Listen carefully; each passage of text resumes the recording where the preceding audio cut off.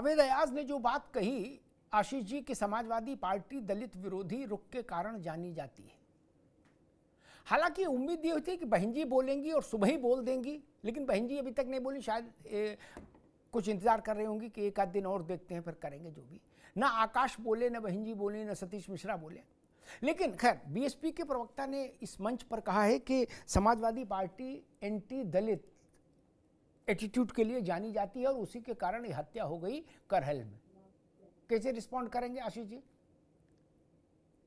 देखिए, पहली बात तो ये है कि बहुत ही दुखद घटना है। जो भी व्यक्ति इसके लिए जिम्मेदार हैं उनके खिलाफ जो देश का कानून है उसके मुताबिक कार्रवाई जरूर होनी चाहिए। अभी मैं ये नहीं जानता कि हत्या करने वाले का असली कारण क्या था। ये जो कारण बताया जा रहा है, मैं ये नहीं समझ सकता कि ये कोई कारण हो सकता है किसी की हत्या करने का। कोई और वजह भले ही हो, लेकिन बहरहाल हत्या तो हुई है तो मुकदमा तो हत्या का चलेगा और चलना भी चाहिए। जहां तक ये कहना है कि हम किसी दलित समाज के विरोधी हैं, नहीं, ऐसा कुछ भी नहीं है। ऐसा ऐसा कुछ भी नहीं है। हम लोगों ने बसपा वाले कह रहे हैं। हाँ, तो वो कहने को कोई कुछ भी कह सकता है, लेकिन हमारी ऐसी कोई मंशा नहीं है, ऐसा कुछ नहीं है। हम सबको साथ लेकर के चलना चाहते हैं, जैसे हमारी सोच रही है। आप भी सबका साथ सबका विकास कर रहे हैं। हम असली वाला कर रहे हैं भाई। वहां तो सिर्फ 2 उद्योगपति है, सब कुछ उन्हीं को भेंट चढ़ा दिया जाता है। हम लोग सबको साथ लेकर के चलना चाहते हैं। हमारा प्रयास है, हमारी कोशिश रहती है।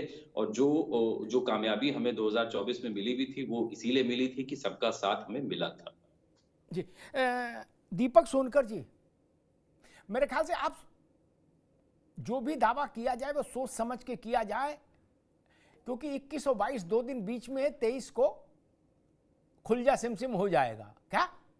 तो 23 को भागने का रास्ता ना आपके पास होगा ना आपके विरोधियों के पास होगा। अभी क्या स्थिति है? 9 में कितने? देखिए अमिताभ जी, भारतीय जनता पार्टी जनता के बीच में अपनी बातों को लेकर के, जनता के बीच में अपनी योजनाओं को लेकर के, ठीक है भैया। अब चुनाव प्रचार खत्म हो गया, अब तो अंक गणित पे आओ महाराज। हमने अपनी जिम्मेदारी के साथ वहां बात पहुंचाने का काम किया है और जनता ने आज पेटी में कैद करता अपना निर्णय दे दिया है। भारतीय जनता पार्टी पूरे प्रयास के साथ 9 की 9 विधानसभा में जीतने का प्रयास करेगी और जो जनता का अदालत है, जनता की अदालत फैसला करेगी। मगर समस्या ये है कि पहले से ही जो जानता है कि हम हारने वाले हैं, वो किस प्रकार का नैरेटिव सेट करते हैं, वो किस प्रकार का वातावरण बनाने का काम करते हैं। अभी आशीष भाई बता रहे थे, मैं एक बात अभी दलित समाज की बात आई, अमिताभ जी 10 सेकंड में खाली कह रहा हूँ। मैं खुद दलित समाज वर्ग से बिलोंग करता हूँ। मैंने देखा है 2012 से 17 का कार्यकाल किस तरीके से उस गरीब दलित परिवारों के साथ उनकी जमीनों को छीनने का काम कर दिया जाता था, किस तरीके से उनकी बहन बेटियों के साथ बदतमीजी करने का काम किया जाता था। उदाहरण है 2014 के अंदर किस तरीके से मुरादाबाद में हमारे ममेरी बहन की जमीन छीनने का काम किया गया समाजवादी पार्टी के ब्लॉक प्रमुख ने मुरादाबाद के अंदर, और कैसे 2015 में 2 दलित किसानों को ट्रैक्टर से कुचल करके उनकी हत्या कर दी गई। कोई एफआईआर नहीं, कोई मुकदमा नहीं। और वहीं जो प्रमोशन की बात आ रही थी, प्रमोशन के आरक्षण पर रोक लगाने का काम भी समाजवादी पार्टी ने किया। तो समाजवादी पार्टी अब ये पीडीए की बात करेगी तो जनता इस बात को जानती है कि कितने दलित समाज के हितैषी रहे, कितने दलित समाज के नेतृत्व करने का काम किया है।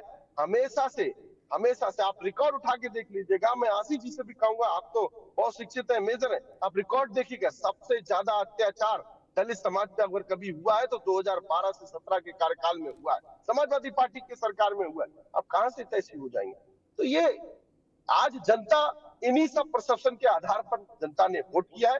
जनता ने वोट किया है जिस तरीके से करहल के अंदर के वातावरण को देख करके देखा है, मैं वातावरण को देख करके जनता भारतीय जनता पार्टी के साथ है, देश के प्रधानमंत्री नरेंद्र मोदी जी के साथ है, उत्तर प्रदेश के मुख्यमंत्री योगी आदित्यनाथ जी के साथ है। ठीक भैया, रोकना होगा। आशीष जी 2-3 बातें। एक तो दलित वाला मसला मुझे लग रहा आपके गले में पड़ गया है, इससे अब निपटना होगा, ये फंदा तो पड़ गया।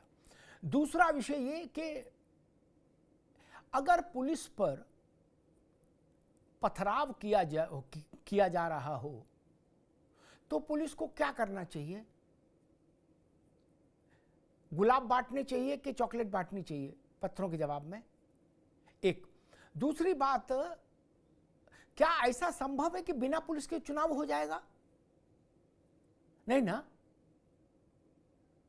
और तीसरी बात ये, आप कितनी सीट जीत रहे हैं।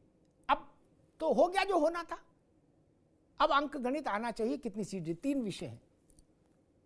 पहला आपका सवाल था कि क्या पुलिस पे अगर पथराव हो रहा है तो पुलिस को क्या करना चाहिए। मैं उसमें थोड़ा और पीछे जाऊंगा। पुलिस वहां किस लिए लगाई गई थी चुनाव आयोग द्वारा? कानून व्यवस्था को संभालने के लिए या वोटरों के आई कार्ड चेक करके उनको रोकने के लिए? तो जब पुलिस ही अपना काम जो करना चाहिए था वो नहीं कर रही थी, जब एक गलत हो रहा था, तो वो कहीं ना कहीं उसका रिएक्शन था। नहीं आशीष जी, जब आप एक मिनट, जब आप कहते हो किसी को रोको नहीं, किसी को टोको नहीं, खुला रखो, सनातन धर्मशाला रखो, एक सेकंड, तो फिर पुलिस क्या करे? फिर क्यों लगाएं पुलिस? फिर तो लगानी नहीं। आपकी मांग ये होनी चाहिए कि विदाउट पुलिस कराओ। नहीं, पुलिस देखिए, चुनाव आयोग ने भी स्पष्ट किया कि पुलिस को ये हक नहीं है कि वो अपनी मर्जी से लोगों के आइडेंटिफिकेशन कार्ड्स और वोटर कार्ड को चेक करे। भैया एक मिनट, आशीष बाबू एक मिनट, बाबू एक मिनट, लाइन बनवाएगी, ये तो कहेगी सीधे खड़े हो, कहेगी ना? नहीं, इतने पे एक मिनट, एक मिनट। आपको लगता है कि लोगों से कहा गया कि लाइन में खड़े हो जाओ, लोगों ने कहा नहीं हम लाइन में खड़े नहीं होंगे, हम पथराव करेंगे ना? हम बताए दे रहे क्या हुआ। एक मिनट रुकिए। जब आप मानस बना के आए कि गुरु पंगा लेना है, बोले हाउ लेना है, हम बता रहे हैं, सुनो ना महाराज। तब होता है जहां कैमरा दिखा, पुलिस ने कहा मैं सीधे खड़ा हूं, सब लोग लाइन में आ जाओ। वहीं अपना कार्ड दिखाया, बोले पुलिस हमको रोक रही वोट देने से। लो, उनको चाहिए फ्रेम, कि फ्रेम में आ जाए, एक फोटो बन जाए, एक पिक्चर बन जाए। क्या ऐसा नहीं हुआ? वरना पथराव क्यों हुआ? मैं कई जगह उत्तर प्रदेश में आज पथराव क्यों हुआ आशीष जी? लोगों को रोकने के लिए, उनको वोट ना डालने दो, इसलिए पथराव हुआ, इसलिए बवाल हुआ। और पुलिस ने अपना काम नहीं किया, इसीलिए तो 7 लोग सस्पेंड हुए। अब ये तो वो हैं जो लोग पकड़ में आ गए, ऐसे अनगिनत होंगे जो पकड़ में नहीं आए, या जिनका वीडियो नहीं मिल पाया या नहीं बन पाया, ऐसे भी तो होंगे। ऐसा नहीं है कि सिर्फ यही 7 गड़बड़ कर रहे थे जो सस्पेंड हुए और सब बहुत दूध के धुले थे, ऐसा तो नहीं है। ऐसा तो कोई गारंटी नहीं दे सकता। अच्छा ठीक। और जहां तक ये दूसरा आपका सवाल था कि क्या पुलिस के बगैर चुनाव हो सकता है, हाँ पुलिस के बगैर हो सकता है। आप सेंट्रल फोर्सेस लगाइए, क्योंकि पुलिस हमेशा जो भी सत्ता में होगा, उपचुनाव है, वो जो लोकल गवर्नमेंट है उसी के अधीन है, वो उसी को आंसर करती है।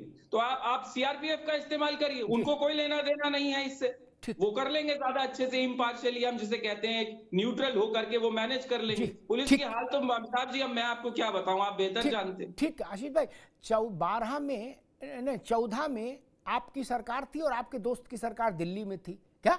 तो आपने 3-5 किया जैसे किया होगा, परिणाम क्या आया? 47 क्या? एक सेकंड रुक जाओ, 1 सेकंड, 5 सीट आई इसी 14 में। तब तो पुलिस आपको रिपोर्ट कर रही थी ना, भाजपा वालों को तो करने दी थी। तब तो आपका टेलीफोन सुन रही थी और कह रही थी जय हिंद सर, रुक जाओ भैया। और 17 में भी आपकी सरकार थी मालिक, 17 में भी आपकी सरकार थी। क्या परिणाम आया? 47। तब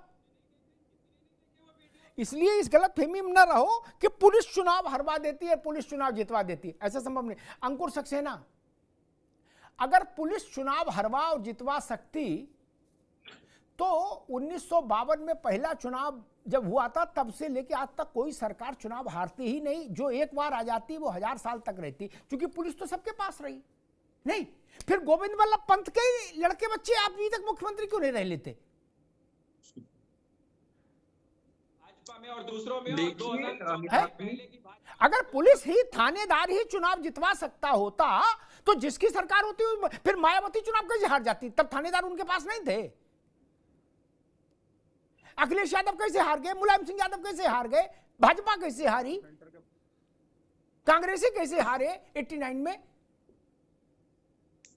अगर यही मैं मान लूं कि ना दरोगा जिसके साथ है वो जीतेगा, तो जिसकी सरकार होती है वो कैसे हार जाता है? और यही जब 33 सीट पर लोकसभा में भाजपा आके सिमट गई तो कहा गया ये मेरा, तो सपा ने कहा ये मेरा पराक्रम है क्या? तब भी तो पुलिस ही नहीं की थी। अंकुर सक्सेना जी। अमिताभ जी देखिए, एक कहावत है कि नाच ना आवे आंगन टेढ़ा जी, और अपनी प्रत्याशित हार का पूर्वानुमान हो गया है, तो कहीं ना कहीं इनको एक बहाना तो चाहिए ही चाहिए। तो अपनी हार का ठीकरा इनको किसी के मत्थे तो फोड़ना ही है, तो वो चाहे पुलिस हो चाहे प्रशासन हो। अभी समाजवादी पार्टी के प्रतिनिधि महोदय ने स्वयं स्वीकार किया कि चुनाव आयोग ने 7 लोगों को सस्पेंड किया। अब इनने इसको अंशतः स्वीकार किया, इनने चुनाव आयोग की निष्पक्षता को स्वीकार नहीं किया। इनको इस बात के लिए भी तो, इस चीज को भी तो स्वीकार करना चाहिए कि चुनाव आयोग कितना एक्टिव मोड में है, कि जरा सा आभास होते ही उसने केवल आपके द्वारा लगाए गए आरोपों के आधार पर या विजुअल्स को देखकर जांच करने हेतु उनने उनको तत्काल वहां से पुलिसकर्मियों को सस्पेंड कर दिया या उनके स्थान से हटा दिया। तो ऐसी स्थिति में समाजवादी पार्टी को यह भी देखना चाहिए कि ये लोकतंत्र है और लोकतंत्र किसी पुलिस या प्रशासन के डंडे पे नहीं चलता है। लोकतंत्र चलता है मताधिकार के प्रयोग से। तो आपको तो जनता का आह्वान करना चाहिए कि आप भारी से भारी मात्रा संख्या में घर से निकले और मताधिकार का अधिक से अधिक प्रयोग करें। लेकिन बड़े दुख के साथ कहना पड़ रहा है कि फ्रॉम द फर्स्ट डे और आज वोटिंग के दिन तक माननीय अखिलेश यादव जी ने कहीं पर भी इस तरीके का जनता से आह्वान नहीं किया कि आप लोग अपने घर परिवार से निकले और ज्यादा से ज्यादा वोटिंग करें। उनने क्या किया, उनने ट्विटर भरा पड़ा है कि घर से निकलिए और अगर दोहराए गए हैं तो दोबारा जाइए। आपने कुछ देखा ही नहीं है, कितना झूठ बोल रहे हैं, या तो आपको जानकारी नहीं है। अखिलेश यादव का ट्विटर देख लीजिए, फेसबुक देख लीजिए, सब जगह लिखा हुआ है कि जाइए वोट डालिए, और आप कह रहे हैं कि उन्होंने किया नहीं है। आप देख लीजिए ना, अभी कर लीजिए गूगल, अगर एक स्पेयर फोन है तो उस पे गूगल कर लीजिए। वो जनता को उकसाते रहे हैं और एक वर्ग विशेष को उन्होंने टारगेट किया। इसीलिए आप देखिए कि जिन जगहों पर इस तरीके का, जैसा कि अमिताभ जी ने अपनी शुरुआती बात में कहा था कि एक वर्ग विशेष का जहाँ पे बहुलता है उस इलाकों में ज्यादा घटनाएं ये घटित हुई है। चुनाव आयोग ने भी कहा कि भैया जिनको हटाया गया है वो दोबारा वोट डालने जाएं। ये तो चुनाव आयोग का बयान है। मताधिकार, जितना ज्यादा जनता अपने मताधिकार का प्रयोग करेगी, कहीं ना कहीं लोकतंत्र उतना सशक्त होगा। तो आप लोगों को भी कहीं ना कहीं लोकतंत्र में अपने विपक्ष की भूमिका का सम्यक निर्वहन करना चाहिए।